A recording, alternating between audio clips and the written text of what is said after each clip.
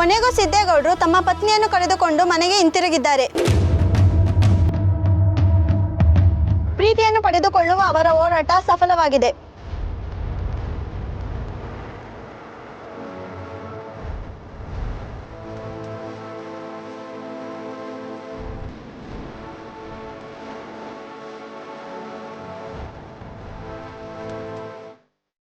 ಇಷ್ಟು ದಿನ ಈ ಮನೆಗೆ ಬಂದಾಗ ನನಗೇನು ಅನ್ನಿಸ್ತಾ ಇರಲಿಲ್ಲ. ಆದರೆ ಇವತ್ತು ಈ ಮನೆ ಬೇರೆ ಥರನೇ ಕಾಣಿಸ್ತಾ ಇದೆ. ಸಿದ್ದೇಗೌಡ್ರೆ, ಕೊನೆಗೂ ನಿಮ್ಮ ಹೆಂಡತಿ ಜೊತೆ ಬಂದ್ರೆ ನಿಮ್ಗೇನು ಅನ್ನಿಸ್ತಾ ಇದೆ?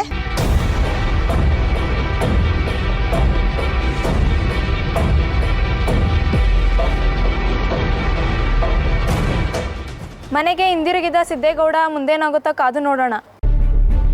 ಮೇಡಮ್ರೆ,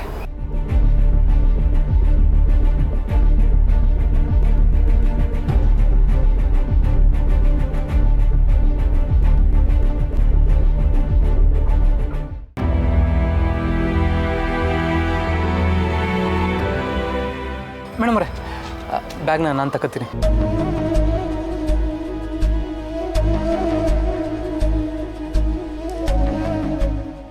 ಇನ್ನು ಮುಂದೆ ನಿಮಗೆ ಯಾವುದೇ ಭಾರ ಹೊರೋದಕ್ಕೆ ನಾನು ಬಿಡೋದಿಲ್ಲ. ಬದುಕೆ ಭಾರ ಆಗೋ ಹಾಗೆ ಮಾಡಿದ್ದೀರಾ. ಇನ್ನೇನು ಉಳ್ತಿದೆ ಅಂತ ಹೀಗೆ ಮಾತಾಡ್ತಿದ್ದೀರಾ?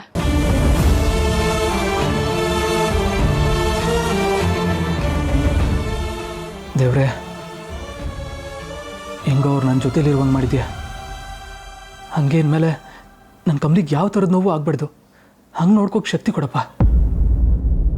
ಅವ್ರು ಯಾವಾಗಲೂ ಖುಷಿಯಾಗಿರ್ಬೇಕು.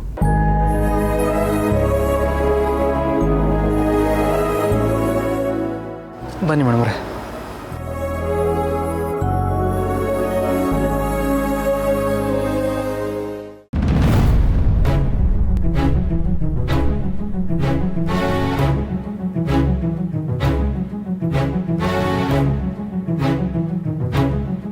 ಸಿದ್ದು, ಒಂದು ನಿಮಿಷ ಅಲ್ಲೇ ನಿಂತ್ಕೊಳ್ಳಿ, ಬಂದೆ.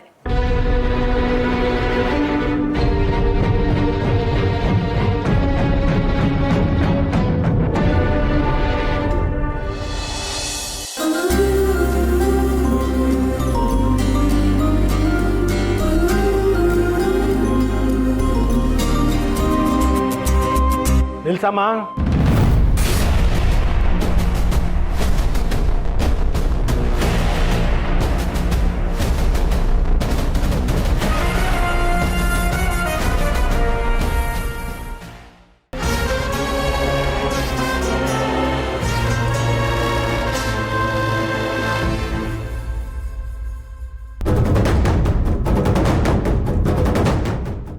ಏಯ್ ಸಿದ್ದೇಗೌಡ, ನಿನಗೆ ಈ ಮನೇಲಿ ಜಾಗ ಬೇಕು ಅಂದ್ರೆ ನೀನು ನನ್ನ ಮಗನಾಗಿ ಒಬ್ಬನೇ ಒಳಗೆ ಬಾ. ಇಲ್ಲ ಅವಳು ಕರ್ಕೊಂಬತ್ತೀನಿ ಅಂತ ಆಟ ಮಾಡಂಗಿದ್ರೆ ಬಂದ್ ದಾರಿಗೆ ಸುಂಕ ಇಲ್ಲ ಅಂತ ತಿರುಗಿ ನೋಡ್ತಾ ಹೋಯ್ತಾರೋ.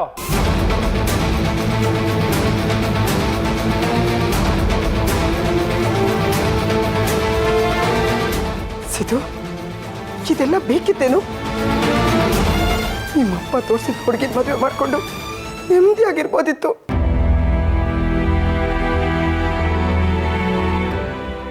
ಯಾಕೋ ಯಾಕೋ ಹಿಂಗೆಲ್ಲ ಮಾಡ್ಕೊಂಡ್ಬಿಟ್ಟೆ.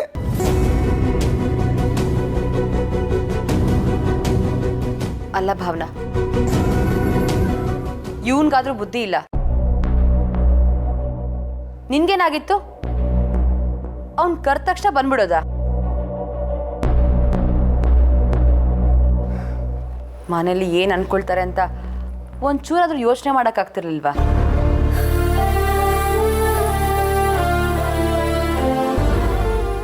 ಈಗೇನು ಮಾಡ್ತೀಯಾ ಸಿದ್ದು? ಎಲ್ರೂ ಎದುರಾಕೊಂಡು ಮನೆಯೊಳಗೆ ಬರ್ತೀಯಾ ಅಥವಾ ಮನೆ ಹೊರಗೆ ಹೋಗ್ತೀಯಾ?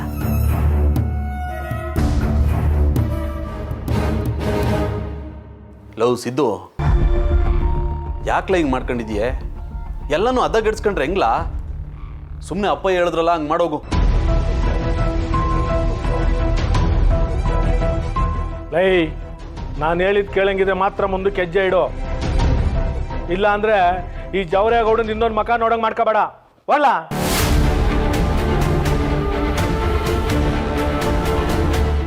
ಹೌದು ಸಿದ್ದು, ನಿಮ್ಮಪ್ಪ ಹೇಳ್ದಂಗೆ ಕೇಳು. ಅವಳನ್ನ ಕರ್ಕೊಂಡೋಗಿ ಅವಳು ಮನೆಗೆ ಬಿಟ್ಬಿಟ್ಪಾ ಹೋಗೋ. ಏ ಯಾಕೋ ಹೀಗೆ ನಿಂತಿದ್ಯಾ? ಹೇಳಿದ ಕಿವಿ ಕೇಳಿಸ್ತಾ ಇಲ್ವಾ? ಅವಳನ್ನ ಎಲ್ಲಿಂದ ಕರ್ಕೊಂಬಂದ್ಯೋ ಅಲ್ಲೇ ಕರ್ಕೊಂಡು ಹೋಗ್ಬಿಡು.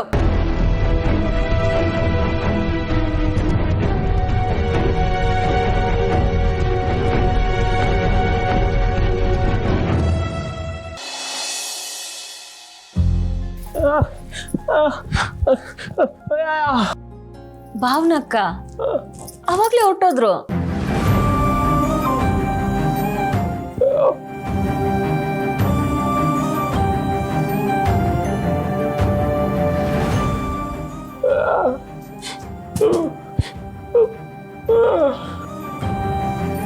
ಬೆಂಕಿ ಬೇಜಾರ್ ಮಾಡ್ಕೋಬೇಡ, ಇನ್ನೊಂದ್ ಕಿತ್ತ ಬರ್ತಾರಲ್ಲ ಅವಾಗ ಇದನ್ನ ಕೊಟ್ಟು ಕಳ್ಸೋಣ ಆಯ್ತಾ?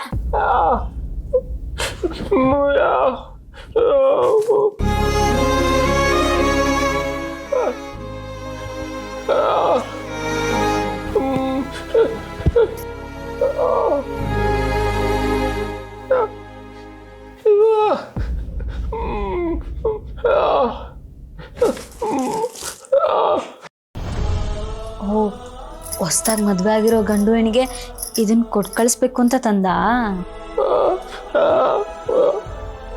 ಬರೀ ಗೈಲ್ ಕಳಿಸ್ಬಾರ್ದು ಅಂತ. ಬೆಂಕಿ, ನಿನ್ಗೆ ಭಾವನಾ ಅಕ್ಕ ಅಂದ್ರೆ ಪ್ರಾಣ ಅಂತ ನಂಗೆ ಗೊತ್ತು. ಇದನ್ನ ನಾವೇ ಅವ್ರ ಮನೆಗೆ ತಗೊಂಡೋಗಿ ಅವ್ರಿಗೆ ಕೊಟ್ಟು ಮಾತಾಡ್ಸ್ಕೊಂಬರೋಣ ಆಯ್ತಾ?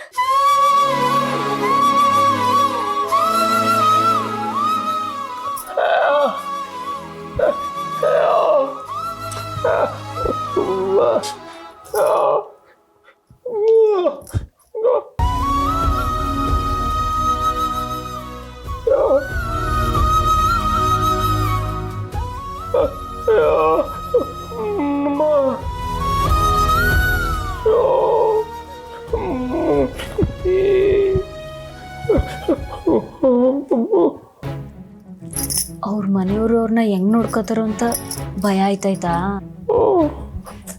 ಬೆಂಕಿ, ಯಾಕೆ ಹಂಗೆಲ್ಲ ಅನ್ಕತ್ಯಾ? ನೀನೇ ಹೇಳ್ದೆ ತಾನೆ ಭಾವನಾ ಅಕ್ಕ ಮದುವೆ ಆಗಿರೋ ಹುಡ್ಗ ತುಂಬಾ ಒಳ್ಳೆಯವನು ಅಂತ. ಒಳ್ಳೆಯವರು ಅಂದಮೇಲೆ ಭಾವನಾ ಅಕ್ಕನ ಚೆನ್ನಾಗೇ ನೋಡ್ಕೋತಾರೆ.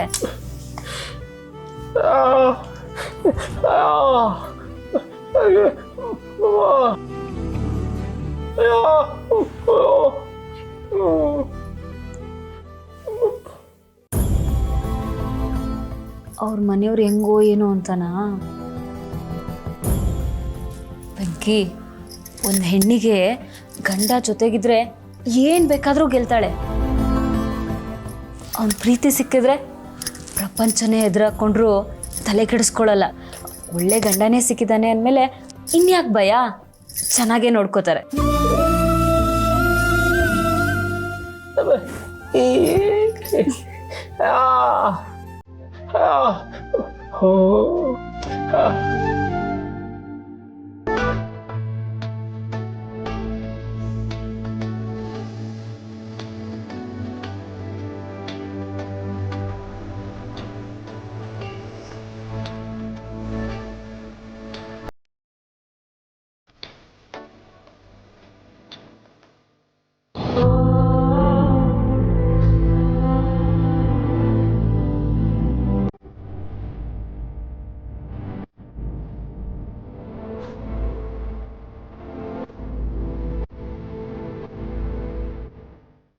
ಜೊತೆಲಿ ಹುಟ್ಟಿಲ್ಲ ಅಂದರೂ ಅವ್ರ ಕಂಡ್ರೆ ಜೀವ ಬಿಡುವಷ್ಟು ಪ್ರೀತಿ ಮಾಡ್ತಾನೆ.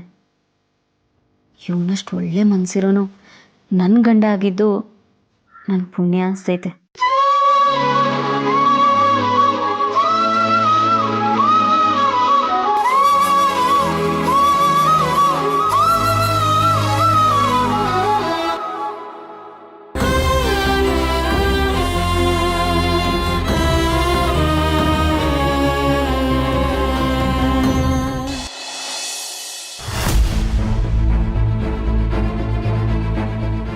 ಇಷ್ಟೆಲ್ಲ ಆದ್ಮೇಲೂ ಇವಳು ನಮ್ಮ ಮನೆವರೆಗೂ ಕರ್ಕೊಂಬರೋ ತಪ್ಪು ಮಾಡಬಾರ್ದಿತ್ತು ಕಣೋ. ಮೊದಲು ಕರ್ಕೊಂಡೋಗೋಲ್ಲ ಬಿಟ್ಬಿಟ್ಪ ಹೋಗೋ.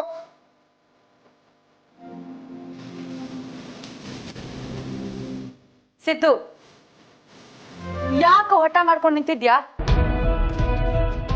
ಈಗಲೇ ಟಿವಿ ಮೀಡಿಯಾದವರು ಬಕ್ಕ ಪಕ್ಷಿಗಳ ತರ ಕಾಯ್ತಿದ್ದಾರೆ. ಹೋಗು, ಹೋಗಿ ಕರ್ಕೊಂಡೋಗಿ ಬಿಟ್ಬಿಟ್ಟ ಅಣ್ಣ. ಹೋಗ್ದೇ ಇದ್ರೆ ಇಲ್ಲ ನಿಂತಿರ್ಲಿ ಬಿಡವ. ಒಟ್ನಲ್ಲಿ ಅವ್ನ ಮನೆ ಒಳಗೆ ಮಾತ್ರ ಬರೋದು ಬೇಡ. ಅವ್ನು ಮಾಡಿರೋ ತಪ್ಪಿಗೆ ಇದೆ ಶಿಕ್ಷೆ. ಅಪ್ಪಾಜಿ,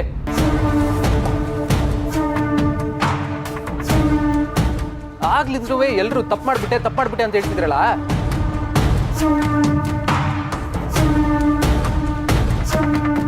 ನಾನ್ ತಾಳಿ ಕಟ್ಟರು ನನ್ನ ಹೆಂಡ್ತಿನ ನಮ್ಮನೆ ಕರ್ಕೊಂಬರೋದು ತಪ್ಪೆಂಗಾದದು? ಯಾಕೆಲ್ರೂ ಹಿಂಗಾಡ್ತಿದ್ರಿ?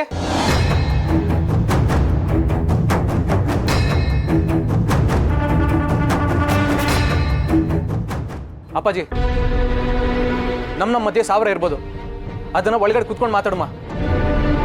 ಮೊದಲು ನಮ್ಮನ್ನ ಒಳಗೆ ಕರ್ಕೊಳ್ಳಿ. ಏಯ್, ನಾನು ಮುಂದೆ ನಿಂತ್ಕೊಂಡು ಮಾತಾಡ್ತಾ ಇದ್ದೋನು, ಇವಾಗ ಎಷ್ಟೆಲ್ಲ ಮಾತಾಡ್ತಾ ಇದೆಯಾ ನೀನು? ಏನಾಗಿತ್ತ ನಿನಗೆ? ಒಂದ್ ಕಿತ ಹೇಳಿದ್ಮೇಲೆ ಮುಗಿತ ಆಟಯ್ಯ. ಅವಳು ನಮ್ಮನೆಗೆ ಬರೋದು ಬೇಡ ಅಂದ್ರೆ ಅದು ತಲೆಗೆ ಹಾಕಲ್ದೆ ಮಾತಾಡ್ತಾ ಇದ್ಯಾ?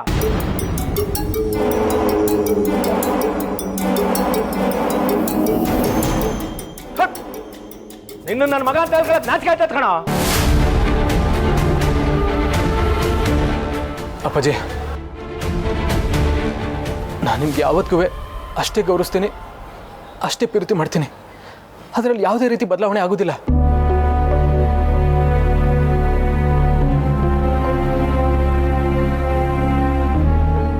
ಆದರೆ ಈಗೇನಾಗ್ತಿದ್ಯೋ ಅದು, ಇದು ನನ್ನ ಜೀವನ.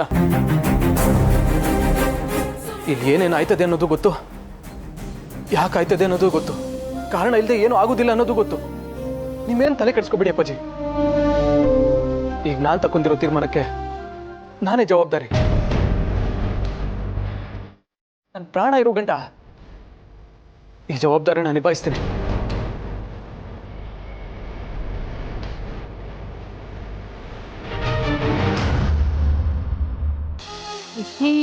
ಇವಾಗ ನಿನ್ ಕಣ್ ಮುಂದೆ ಯಾರೋ ಬರ್ತಾರೆ, ಅವ್ರು ಯಾರು ಅಂತ ನೀನ್ ಹೇಳ್ಬೇಕು, ಆಯ್ತಾ?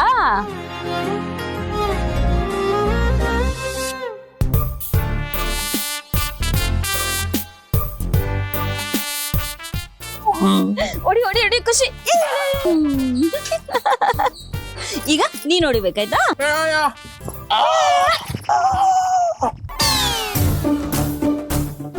ಅಷ್ಟು ಜೋರಾಗ ಹೊಡಿಯೋದು? ನಾನು ಹೊಡಿಲ್ಲ.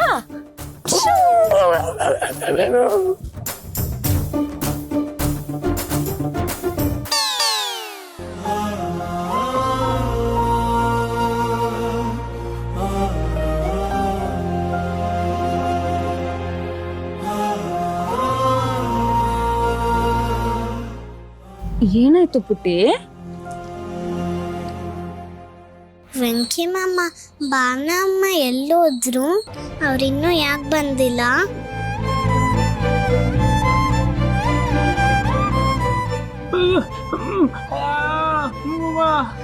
ಯಾವಾಗ ಬರ್ತಾರೆ?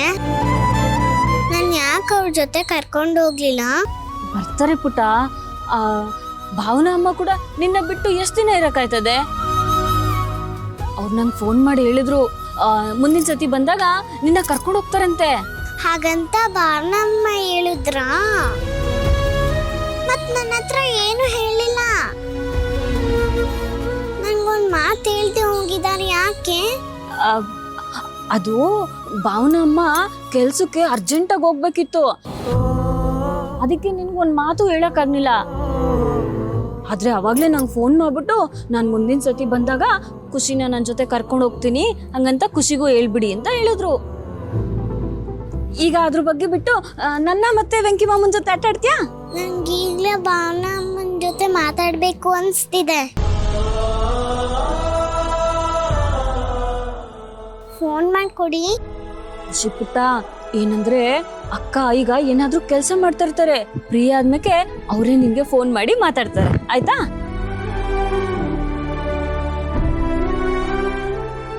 ಈಗ ನಾನು ಮಾಮ ನೀನು ಎಲ್ಲ ಆಟ ಆಡೋಣ.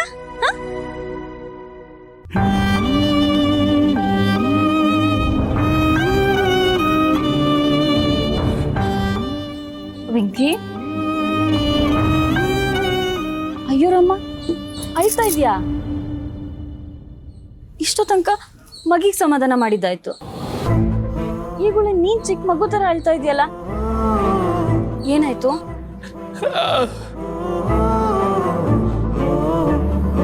ಇಷ್ಟಕ್ಕೆಲ್ಲ ಯಾರಾದ್ರೂ ಅಳ್ತಾರ? ನೋಡು, ಭಾವನಕ್ಕ ಯಾವತ್ತಾದ್ರೂ ಒಂದಿನ ಮದ್ವೆ ಆಗಿ ಗಂಡನ ಮನೆಗೆ ಹೋಗ್ಬೇಕಿತ್ತು ತಾನೆ, ಈಗ್ಲೇ ಹೋಗವ್ರೆ. ಅದು ಖುಷಿ ಪಡೋದ್ ಬಿಟ್ಟು ಯಾರಾದ್ರೂ ಅಳ್ತಾರಾ?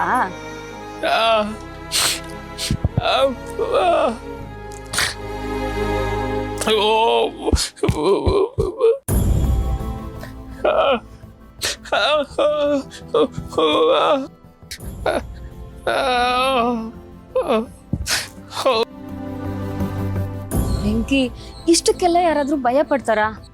ನೋಡು, ಭಾವನಾ ಅಕ್ಕ ಅಲ್ಲಿ ಮನೇಲಿ ಎಲ್ಲಾರ ಜೊತೆ ಹೊಂದ್ಕೋತಾರೆ ಅಂತ ನಂಬಿಕೆ ನನ್ಗೈತೆ. ಆ ನಂಬಿಕೆನ ನೀನು ಇಡ್ಕ, ಎಲ್ಲ ಒಳ್ಳೇದಾಯ್ತದೆ. ಈ ಮಗಿ ಮುಂದೆ ಹತ್ರ ಅವಳಿಗೆಲ್ಲ ಅರ್ಥ ಆಯ್ತದೆ. ಅಳ್ಬೇಡ, ಬಾ ಆಟ ಆಡ್ಸೋಣ.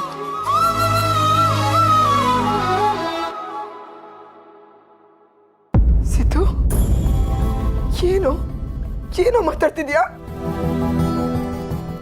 ಜೀವನ ಹಾಳು ಅಂದ್ರೆ ನಿನ್ನ ಜೀವನದಲ್ಲಿ ನಾವು ಯಾರು ಏನು ಅಲ್ವೇನೋ? ಯಾಕೋ ಯಾಕೋ ಹೀಗಾಗ್ಬಿಟ್ಟೆ ನೀನು?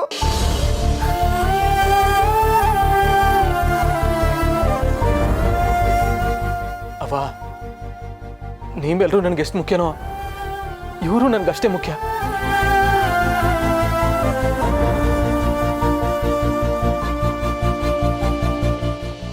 ಈ ವಿಷಯನ ನಿಮ್ಮ ತಾವು ಹೇಳ್ಬೇಕು ಅಂತ ಪ್ರತಿ ದಿನ ಪ್ರಯತ್ನ ಪಡ್ತಿದ್ದೆ, ಆದರೆ ಆಗ್ತಿರ್ಲಿಲ್ಲ.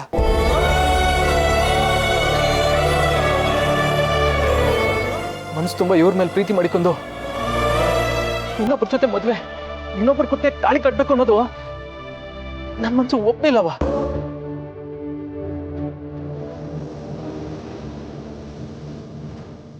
ನಾನು ಇವ್ರನ್ನೇ ಮದುವೆ ಆಗ್ಬೇಕು ಅನ್ಕೊಂಡೆ, ಆಗಿವ್ನೆ ಅಷ್ಟೇ.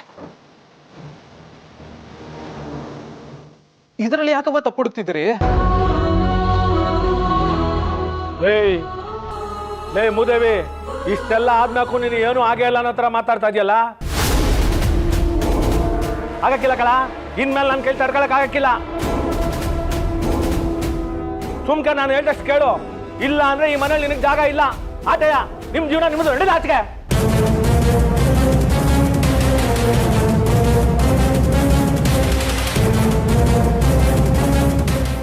ಅಪ್ಪ ಇಷ್ಟು ಹೇಳ್ತಿದ್ರು, ಯಾಕೋ ಹಠ ಮಾಡ್ಕೊಂಡು ನಿಂತಿದ್ಯಾ? ಇದೆಲ್ಲ ನಿನ್ ತಲೆಗೆ ಯಾರೋ ತುಂಬಿದ್ದು? ಯಾರು ನನ್ನ ತಲೆಗೇನು ತುಂಬಿಲ್ಲ. ನಾನು ಇಲ್ಲಿವರೆಗೂ ಏನೇನು ಮಾಡಿದ್ದೀನೋ ಅದೆಲ್ಲ ನನ್ನ ಸ್ವಂತ ಬುದ್ಧಿಯಿಂದಲೇ.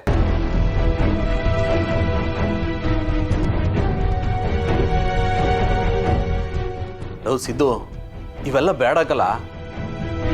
ಮೊದಲೇ ಅಪ್ಪಯ್ಯ ಮನೆಗೆ ಬರಬೇಡ ಅಂತವ್ರೆ, ಮುಂದಕ್ಕೆ ಏನೆಲ್ಲ ಮಾಡಿಯೇ? ಸುಮ್ಮನೆ ಅವ್ರು ಹೇಳ್ದಂಗೆ ಕೇಳು.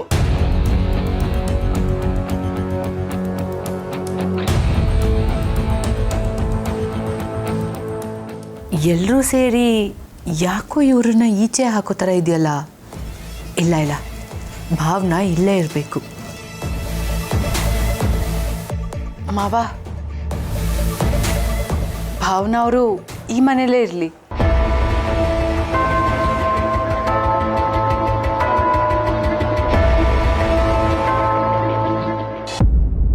ನನಗೆ ಗೊತ್ತು, ನಾನು ಈ ಥರ ಹೇಳ್ತಾ ಇರೋದ್ರಿಂದ ನಿಮ್ಮೆಲ್ರಿಗೂ ಕೂಡ ಸಿಟ್ಟು ಬರ್ತಾ ಇದೆ ಅಂತ. ಆದರೆ ಮಾವ, ನೀವೇ ಒಂದ್ಸಲ ಯೋಚನೆ ಮಾಡಿ ನೋಡಿ. ಅವತ್ತು ಸಿದ್ದು ಸ್ಟೇಜ್ ಮೇಲೆ ಭಾವನಾನ ಮದುವೆ ಆಗಿದ್ದೀನಿ ಅಂತ ಹೇಳಿದಾಗಲೂ ನೀವು ಅವನ ಮೇಲೆ ಕೋಪ ಮಾಡ್ಕೊಳ್ಳಿಲ್ಲ.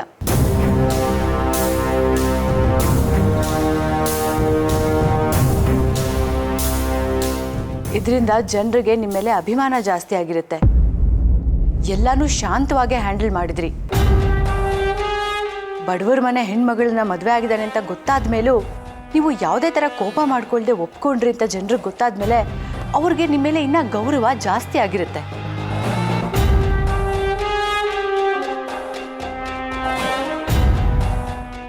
ಈಗ ನೀವು ಇವರಿಬ್ಬರನ್ನ ಇಲ್ಲಿಂದ ಹೊರಗೆ ಕಳಿಸಿದ್ರೆ ಜನ ಏನು ತಿಳ್ಕೊಳ್ಳಲ್ಲ. ಅದು ಅಲ್ಲದೆ ಮೀಡಿಯಾ ಪ್ರೆಸ್ಸು ಎಲ್ಲ ಇಲ್ಲೇ ಇದೆ.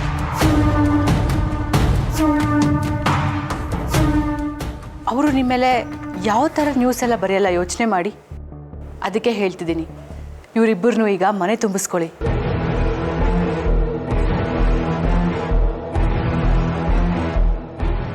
ಆಮೇಲೆ ಏನು ಮಾಡಬೇಕು ಹೇಗೆ ಮಾಡಬೇಕು ಅಂತ ಎಲ್ಲರೂ ಕೂತ್ಕೊಂಡು ಯೋಚನೆ ಮಾಡಿ ಒಂದು ನಿರ್ಧಾರ ತೊಗೊಂಡ್ರಾಯ್ತು.